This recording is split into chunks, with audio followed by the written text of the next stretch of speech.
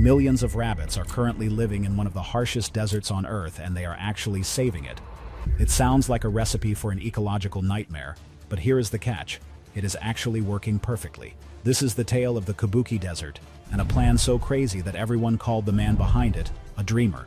From willow trees that grow as tall as buildings to rabbits that produce white gold, the details are mind-blowing. You really have to see how this closed-loop system is changing the face of the Earth. Dying land and one brave man.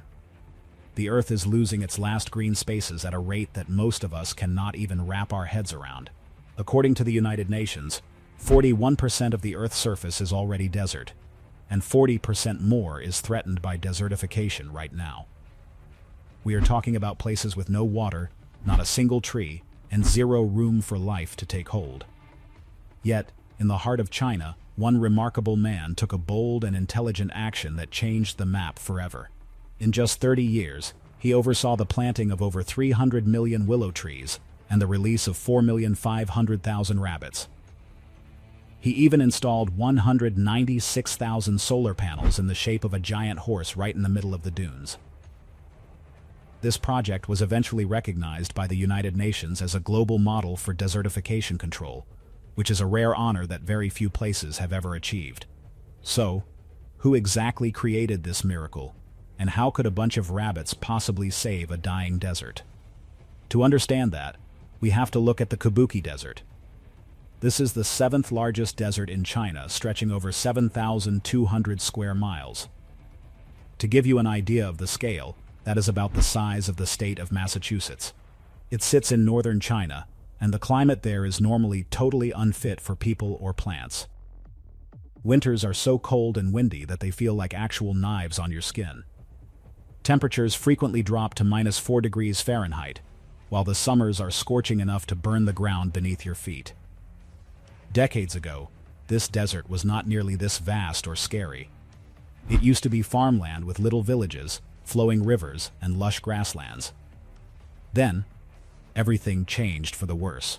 The winds got stronger and the grass began to disappear as the desert took over.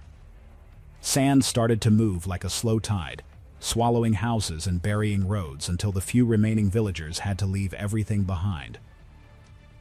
In just a few decades, the Kubuki Desert expanded more than 15 miles east, burying thousands of acres of farmland under sand dunes that reached up to 200 feet high.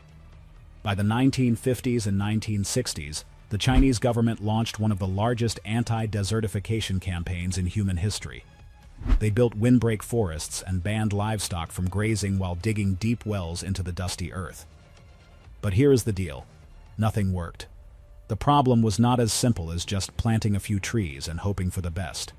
The desert kept advancing no matter what they tried. But China would not be China if they did not come up with a smart and weird solution. One man named Wang Wenbao, who is known locally as the Desert King, led the way. Do not think for a second that he was born into money. Not at all. He was once just a poor teacher in Inner Mongolia, biking over 6 miles through deep sand every single day just to get to his classroom. Sometimes the wind was so strong his bike would be half buried and sand would get into his lungs. Right at that moment, he famously declared that if he could not escape the desert, he would make the desert pay him rent. He meant every word of it. Starting from absolutely nothing, Wang poured all his savings and borrowed money to try what no one else dared to do. In 1988, with just a small salt company, he began his crazy experiment. He spent hundreds of millions of dollars to build windbreaks and plant over 50 million willows to green 1,400 square miles of barren land. People called him crazy, and the authorities thought he was just a dreamer. But he kept going. He lived among the sand and measured every single bit of moisture he could find. His dream was about to turn into a furry reality that would leave everyone speechless.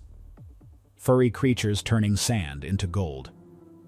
In a place defined by wind and biting cold, Wang Wenbao decided to try something that no one had ever done before. He brought rabbits into the desert. Yeah, you heard that right. Over 4 million Rex rabbits are now living in that arid wasteland. It sounds totally unbelievable, right? These are not robots or high-tech machines, but cute little creatures.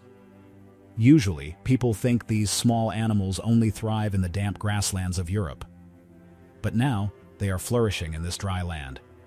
But get this, these are not ordinary rabbits you find in a pet store. These are French-bred Rex rabbits, which are known as the white gold of the fur industry. Their fur is as soft as velvet and as smooth as otter skin.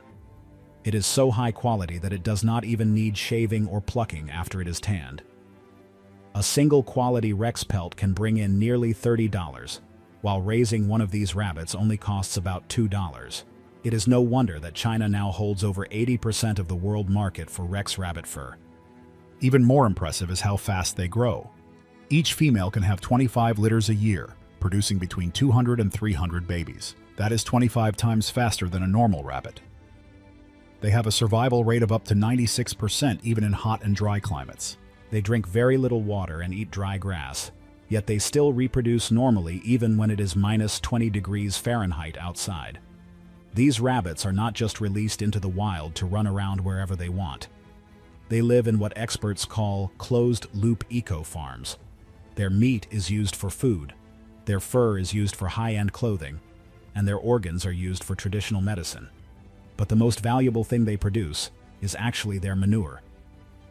Rabbit manure contains nitrogen, phosphorus, and potassium. Those are the three nutrients that desert sand is totally missing. When that manure hits the ground, it turns the sand into moist humus, creating the first brown soil seen there in centuries. And here is the real miracle of the whole thing. Rex rabbits cannot digest grass seeds very well. This means every time they do their business, they are actually planting seeds along with a big dose of natural fertilizer. Those seeds then sprout during the next rainy season. Remember all those willow trees that were planted earlier? It is no accident that they can survive in such a dry place. Wang Wenbao understood that for rabbits to live in the desert, he needed to provide food and shade. The silent hero of this whole operation was the willow tree. Did you know that willows are not just ordinary trees? Their roots can reach over 300 feet deep into the earth. That is almost as tall as a 30-story building. These roots tap into underground water and hold the sand firmly in place so it cannot blow away. Then, the circle of life really began to kick in. Young willow shoots became the primary food for the Rex rabbits. The rabbits in turn left nutrient-rich manure around the base of the willows. The trees feed the rabbits, and the rabbits feed the soil, which then feeds the trees. It is a closed ecological loop where absolutely nothing goes to waste. Scientists now estimate that each acre in this willow rabbit model can produce over 5 tons of organic humus every single year. This turns sand into actual farmland in just 3 to 5 years. In just 1 decade, over 300 million willows have been planted, creating a green wall thousands of miles long. This has reduced wind speeds by 90% and holds back over 15 million tons of sand every year. But the rabbits were only the beginning of a much larger and more powerful machine. Green walls and massive solar horses. Wang Wenbao did not stop at just planting trees or raising millions of rabbits. He turned more than 7,200 square miles of desert into a giant laboratory for what he calls ecological economics.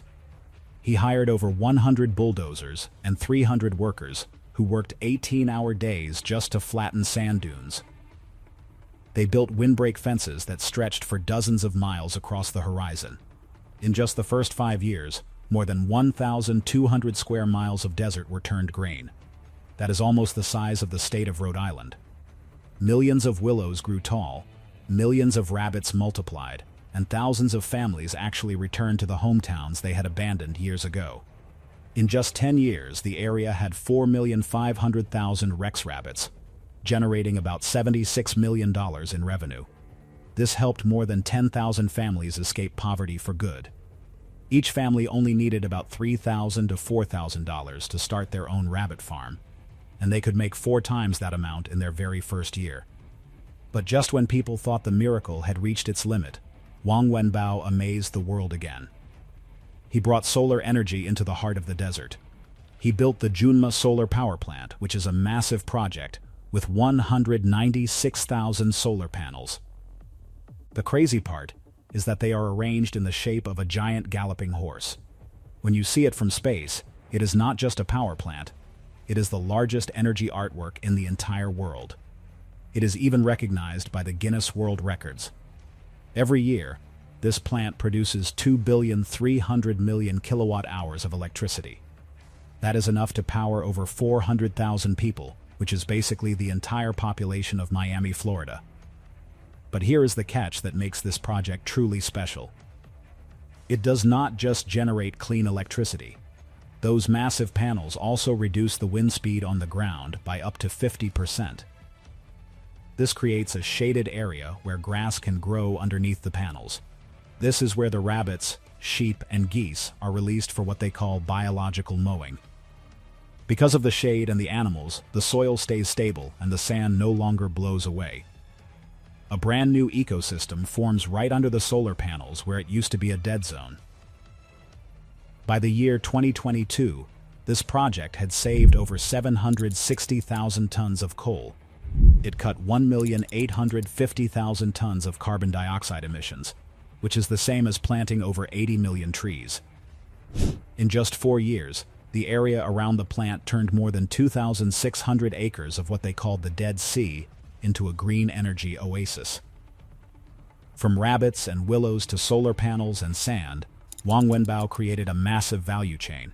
It includes meat, fur, manure, biogas, tourism, and solar energy. The results are staggering. From 2010 to 2020 alone, the ecological economy of this desert generated over $10 billion. It has become the most profitable green model in all of Asia. Then, the unthinkable happened after decades of people battling the sand. Nature finally started to respond on its own. A 2023 report from the government stunned the world with its findings. The number of wild deer, desert foxes, and migratory birds in the area has quadrupled since 1990. Species that had vanished completely are now appearing again in fields that used to be filled only with sand and old bones. Even the water deep underground is starting to make a massive comeback in the desert. Why these rabbits are different? The liquid gold of the desert, which is the groundwater, has risen by an average of over 5 feet in just 20 years.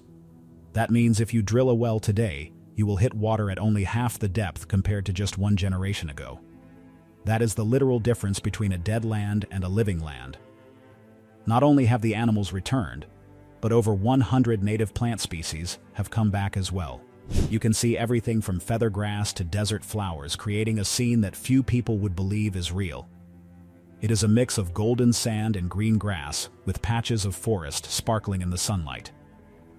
The soil here is no longer blown away by the wind. Instead, it is loose and has that earthy smell of life. Now, let us fly over 4,000 miles south to Australia to see a very different story. This is where the exact same animal once caused one of the worst ecological disasters in human history. In the middle of the 19th century, just 24 European rabbits were brought over by a British settler for hunting. It sounded harmless at the time, right? But you cannot even imagine what happened next. In just 50 years, the rabbit population in Australia exploded to over 1 billion. They ate every bit of grass they could find and destroyed the roots of plants, turning nearly 2/3 of the entire country into a desert. A single little rabbit can eat as much grass as a lamb. When you have hundreds of millions of them eating together, the result is total destruction. The Australian government tried everything to control them.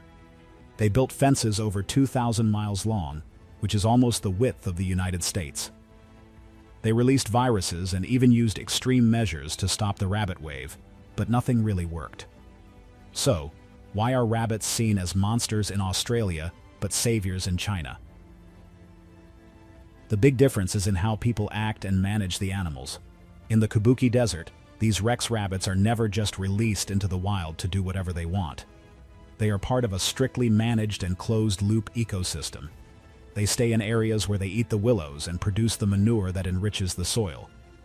It is not just about raising animals, it is about building a strategic system where every part depends on the other. However, behind all these impressive numbers and the beautiful footage of a green desert, the project has faced some controversy. Some environmentalists argue that the rabbit model is only a small part of a massive economic machine. They claim that the media might be exaggerating how much the rabbits actually do. They say the real success comes from government planning, huge investments, and high-tech land management. Many experts are also worried about what happens if this model expands too fast. Rabbit manure is great for the soil, but if too much of it builds up in one spot, it can cause nitrogen pollution. This could change the soil chemistry and even affect the groundwater in a bad way. Some small pilot areas have already seen green algae appearing around natural fertilizer ponds, which is a sign of too much nitrogen. Yet, the United Nations sees something very different and very positive. They recognize the project as a global model because it shows that humans can actually push back against the sand. By 2019, it officially became a global land restoration center. It is now internationally recognized as the gold standard for sustainable development in dry regions. The story of this desert is now moving far beyond the borders of China, saving Spain and the entire world. The transformation witnessed in the Kubuki Desert has ceased to be a localized success story. It has evolved into a strategic blueprint for planetary survival. This architectural shift in land management is currently being exported to regions once thought to be lost causes, spanning from the Sahel in Africa to the arid corridors of the Middle East. However, the most striking application of this Chinese model is emerging in a place many assumed was safe from such extreme environmental decay: southern Europe. In the Spanish region of Andalusia, a territory the Romans once designated as the granary of their empire due to its staggering fertility, the landscape is undergoing a violent transition. The historical data is sobering, showing a rainfall decline exceeding 40% in 3 decades. This is not a temporary drought, but a fundamental shift in the regional climate profile. Ancient irrigation systems and riverbeds that sustained civilizations for millennia have turned into dusty trenches. The earth is not merely dry, it is fracturing under heat stress that mimics the effects of open-field combustion. In response to this existential threat, the Spanish government has moved beyond traditional conservation, adopting the aggressive restoration philosophy pioneered in Kubuki. The 2030 restoration plan is built on the premise that the desert is not an enemy to be walled off, but a biological void that must be actively re-engineered.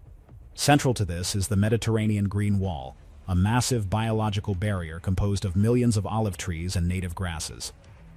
The objective is to create a self-sustaining microclimate where the vegetation anchors the topsoil and prevents the remaining moisture from evaporating into an increasingly hostile atmosphere. This isn't just gardening on a large scale. It is an attempt to treat the farmer and the landscape as a single, integrated living unit. We are seeing the rise of agrivoltaics, modeled after the massive solar installations in China, where crops are grown in the permanent shade of photovoltaic panels. This dual-use strategy generates renewable energy while simultaneously reducing the ground temperature, creating a cooling effect that allows plants to thrive with a fraction of the water they would otherwise require. However, the rapid implementation of these projects has given rise to a series of wilder, more speculative theories about what is actually happening to the planet's arid zones. Some ecologists suggest that we are not just restoring land, but inadvertently triggering a biotic pump effect. The theory posits that by creating massive, concentrated bands of forest, we might be able to manipulate atmospheric pressure on a continental scale. If these green walls become dense enough, they could theoretically pull moist air from the Atlantic Ocean deep into the heart of the Iberian Peninsula, effectively hacking the weather patterns to force rain where it no longer falls. It suggests that forests aren't just the result of rain, but the primary cause of it. If this holds true, the restoration of Spain and China isn't just about soil, it's about rebuilding the biological machinery that regulates global wind currents. Another more radical theory circulating in scientific circles involves the potential for biological terraforming using dormant prehistoric organisms. There is a growing suspicion that the deep sands of the world's oldest deserts contain encysted seeds and microbial life from the Carboniferous or Eocene periods. Life forms that have been dormant for millions of years. By reintroducing water and specific nutrients through these restoration projects, we might be accidentally waking up ancient biological sequences that are far more resilient to high heat than than modern crops. Some observers point to the miraculous speed at which certain Chinese desert zones have turned green as evidence that we aren't just planting trees, we are triggering a latent genetic memory within the soil itself. We could be looking at a future where the new forests of the world are actually resurrections of ecosystems that haven't been seen since the dinosaurs. There is also the darker, more technocentric theory that these massive greening projects are a form of planetary scale albedo modification. By changing the color of the Earth from reflective yellow sand to light-absorbing green forest, we are fundamentally altering how much solar energy the planet retains. While this helps cool the local ground, the global implications are poorly understood. Some theorists argue that the real goal of these projects isn't just food or wood, but the creation of a massive biological computer.